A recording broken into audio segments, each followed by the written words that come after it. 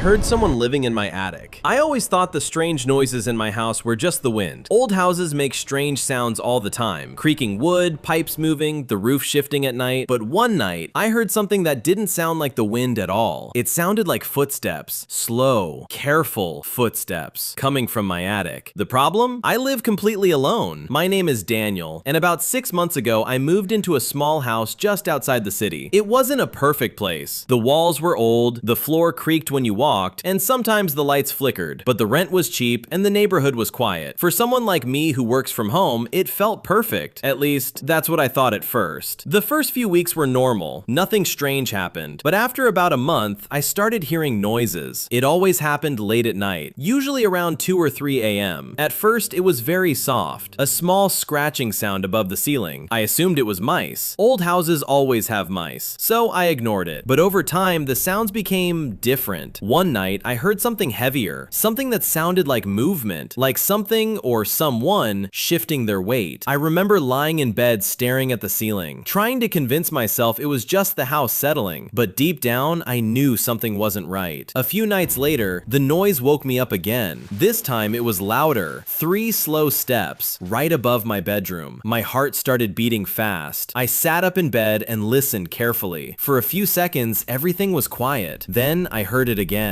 Footsteps. Someone was walking in my attic. I grabbed my phone and checked the time. 3:07 a.m. I told myself it had to be an animal, maybe a raccoon. But the footsteps sounded too slow, too careful. Almost like whoever was up there didn't want to be heard. The next morning, I decided to check the attic. The attic ladder was in the hallway. When I looked at it, something felt wrong. The ladder wasn't fully closed. It was slightly open, just a few inches. I was sure I had closed it the day I moved in. I stood there staring at it for a long moment. My brain kept trying to explain it. Maybe I forgot. Maybe it slipped open. So I pushed the ladder closed again and tried to forget about it. But that night, the noises came back. At exactly 3:12 a.m., I woke up again. This time, the footsteps were directly above my room. Slow, careful, walking. Then everything went quiet. For about 10 seconds, there was complete silence. And then I heard a whisper, a human whisper, right above my head. A voice quietly said, "He's awake." My entire body froze. Every hair on my arm stood up. There was no way that was an animal. Someone was in my attic. My hands were shaking as I grabbed my phone. Part of me wanted to run out of the house, but another part of me needed to know the truth. So I slowly walked into the hallway. The attic ladder was open again. I hadn't touched it. My heart was pounding so loud I could hear it. I turned on my phone flashlight and slowly climbed the ladder, step by step. When I reached the top, I pointed the light into the attic. What I saw up there still gives me chills. There were blankets in the corner, empty food wrappers, water bottles, and a small mattress. Someone had been living in my attic for weeks, maybe longer. But the most terrifying part wasn't the mattress. It was the fact that the mattress was still warm, which meant only one thing. Whoever had been living up there had just left, and maybe they were still somewhere inside the house, watching me.